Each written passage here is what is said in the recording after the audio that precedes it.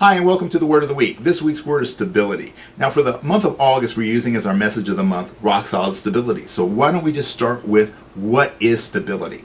As a martial artist, stability is very important. We can't generate power. We can't develop power. We can't express power. And we can't deal with power if we do not have stability. As one of my teachers like to say often, you can't shoot a cannon from a canoe. You need to have a solid base to work from. So it's important to develop this sense of stability in our movement, in our posture, in our technique. But how do we do that? Well, let's look at the definitions, and it's going to really be kind of an interesting take on this. According to Webster's, one of the definitions of stability is the strength to stand or endure.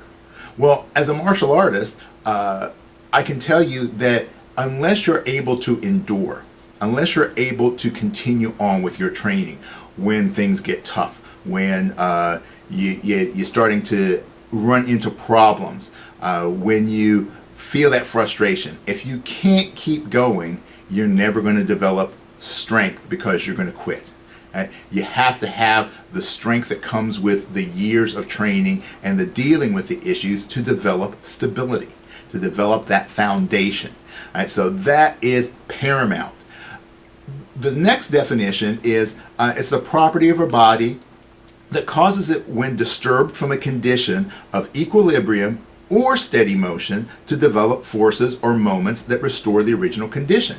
Now, this one I found to be really interesting because a lot of times we think about stability as being like, pow, it doesn't move, right? Absolutely still. That's not true. Right? Equilibrium is actually a very dynamic state, especially if anything outside of a vacuum. You're dealing with forces, so there's going to be a constant give and take in order to find the point of balance or the point of stability. But also by definition, it says that stability is defined by our ability to find that moment of stability or the feeling of being stable even when we're in steady motion. You see, life is steady motion.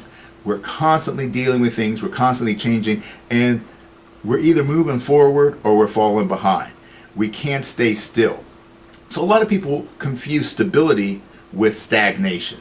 No, they're not the same. Right? We do change. We need to change. We have to change. Right? But we can change in a stable way. Right? And it's also considered to be resistance to chemical change or to physical disintegration. Now, that really interested me because, for those of you who don't know, I was a biochemistry major when I first went to college, and I'm still somewhat of a science geek. So, as you study the idea of chemical stability, I got this from Wikipedia, and I love this because it really made everything kind of come together. It says that in everyday language, a chemical substance is said to be stable if it is not particularly reactive in the environment or during normal use. So let's think about this for a second, particularly as it pertains to our lives. In your normal use, in your normal environment, are you reactive or are you responsive? Right? Are you reactive or responsive? See, when we react, we don't have any control over our reactions. When we respond, that is a conscious choice.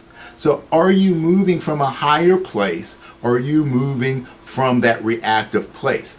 And when we look at chemical instability, it's often expressed by things like corrosion, decomposition, burning, and exploding. Right? So when you're dealing with things in your life, the question you have to ask is, if you're trying to determine, hey, how's my stability? Do you feel like under stress you disappear? You dissolve, you turn into nothing? Do you feel that when you're dealing with a situation that is testing you a little bit, that you burn, right? You get all fired up, you blow up? Right? These are signs of instability. Now, this is not being judgmental, it's just making a point. Right? It's just stating facts. So how do we change? How do we develop more stability in our lives? Well, we're going to talk about this over the next few weeks, so stay tuned for that. So I just want to challenge you. Think about your life, your day-to-day processes, your training, your job, your relationships. are they stable? Right? Or at the first sign of trouble, do they disappear? Right? Friends who disappear when there's trouble, you don't have a stable friendship. You don't have a stable relationship. Right? Are you living a stable life? And if you're not, think about maybe a way or two that you can find that foundation. And we'll be talking about that in the next few weeks. All right, so I hope you enjoyed this week's lesson. See you next week.